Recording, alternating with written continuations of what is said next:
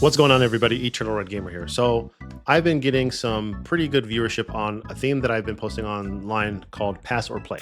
These are primarily in my YouTube Shorts, Instagram, and TikTok feeds. So the idea behind it is I'm watching a video game trailer and am I going to play that game or am I going to pass on it, saying, no thanks, I'm not interested in it. I've gotten a good amount of viewership, comments, and feedback about it, so I'm deciding to put it in more of a longer form of content for you guys to watch, so I hope you enjoy it. So today is Pass or Play Episode 1, Castlevania for the NES. Should you play it or should you not? Time to find out. Also, I want to give a quick shout out to my sponsor, Vinyl Labs. Vinyl Labs has some really cool, awesome stickers and merch that you can buy on their website, vinyllabs.com.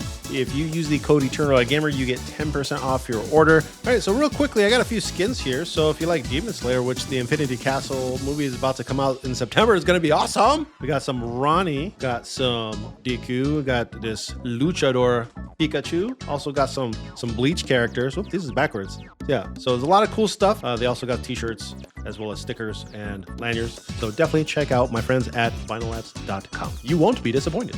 Castlevania for the NES.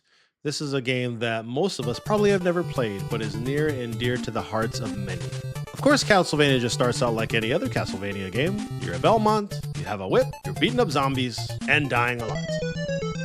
This is the type of game that may frustrate a lot of people because not only is it hard, but it also has extremely tight controls, and one slip up, one mess up equals your death. I think what stands out a lot about this game is not only its challenge, but its unique gameplay in itself. What are the game in the early 80s of the NES allows you to smack people with a whip? I can't think of many. There's probably some out there. But not only are you killing bats and zombies, but you have mermen. You have endless stairs that you're fighting with. You have secrets you can find by smacking walls with your chain whip. What else could anybody ask for? With the ability to find unique weapons by breaking down candlesticks, you can use hearts to gain the ability to use these weapons.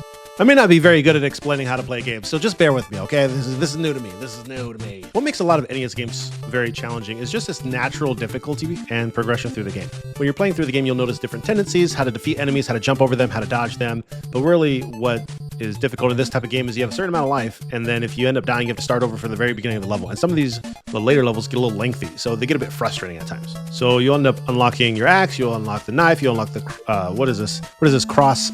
Oh, I think it's just called the cross. It's a boomerang. Allows the game to get a little bit easier, and then you can stack up hearts, and then you can actually go back and forth and grind a little bit, but not too much, because enemies do respawn if they end up going off screen. So that's a little frustrating for a lot of people too. Now, I played this game for the first time, was it probably 2 years ago? I don't remember off the top of my head, but I do have my full gameplay video, so I'll drop a link for you guys so that way you can actually go check it out yourselves if you want to. So should you play this game? It's a game where you have to get good. It's definitely a good type of game. So if you need to get good, you can apply to the Get Good Gym membership. If you ain't dying, you ain't trying. That's the motto of this gym. If you're not getting hit while jumping over a ledge, you ain't trying.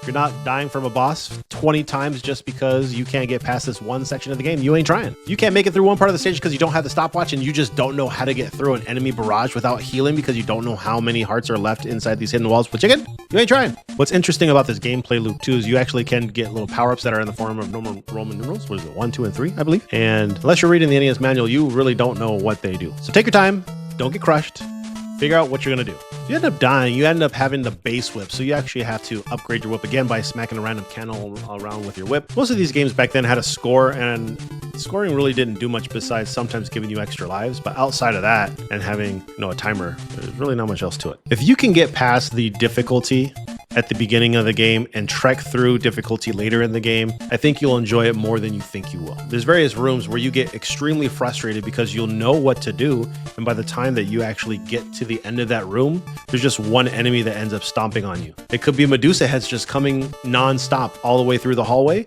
or it could be you just losing to a boss fight because you ended up getting pinched into a corner and there's nothing else that you can do about it. So when in doubt, just mash, mash, mash, mash, mash, mash, mash, mash, mash, mash, mash. Done. See? Easy peasy. Collect the orb, move on your way. Now, this game isn't for the faint of heart if you are actually trying to beat it, which actually reminds me of other NES games I played. I'm gonna have to upload those a little bit later too. It's not like you get to play other characters too, so it's just gonna be you as Belmont, and you have to find the path that makes sense to you. So using holy water to your advantage to kill Fleeman, for example, is a good way to get through some of the middle stages. Also, just constantly smacking walls just to see if there's an extra piece of chicken there in case you're hungry. Although I do wonder how old that chicken is that's been buried inside the crevices of those cracks. Yeah, I don't think that's healthy. Collect as much gold as you want. Doesn't do much besides build points in the game. Castlevania NES at its core is really tried and true action platforming game. It does test your skills because after you jump, you can't turn around. You are committing to your jump forward, which gets extremely frustrating when you have moving platforms, especially platforms that have your death waiting for you at the bottom. And also some enemies, like you'll commit to a jump, but enemies end up moving and you end up getting hit regardless of how you want to time it. So there's just RNG factoring into that, and there's really nothing you can do. And look, there's another death. At the end of the day, this is not a very long game. A lot of these older NES games were tough. So you actually, for myself, right? I was born in the 80s, so this game came out when I was just a baby.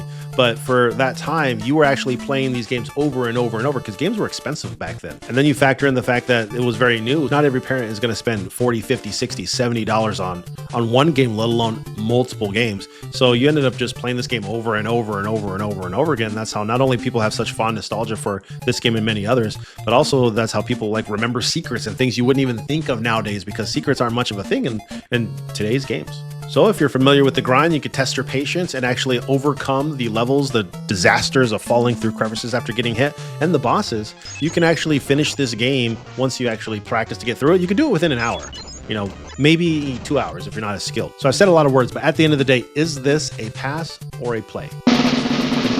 This game 100% is a play. Castlevania NES is the first of its kind. It has so many other games that come after this. And once you get to the real version of the games, which is Symphony of the Night and the Game Boy Advance games, it really does shine in a way that a lot of old school platformers just haven't. And the longevity of this game is pretty awesome when you think about it. To this day, they're still making Castlevania games. There's references to Castlevania. There's a lot of games that stem off of this franchise. Then you have games like Bloodstained, which are spiritual successors to Castlevania. And then you have other 8-bit versions of Castlevania games. You have a lot of indie developers that are making games that are just like Castlevania. One of my recent favorite ones is Lords of Exile, which is pretty much a nod to Castlevania as a whole. Me personally, being the masochist that I am, I don't recommend save states for anyone that wants a real challenge, but if you really want to get through this, whether it's on PC or Nintendo Switch Online, or as my friends like to call it, NSO, you can use rewind features, you can use save states, you can play it however you want to play it. But at the end of the day, it's definitely worth a play. And this game, and in my opinion, once you actually play this game, and especially if you're able to finish it, you're going to want more Castlevania. Now, if more Castlevania means Castlevania 2 on the NES, well, we're just going to have to save that for another video.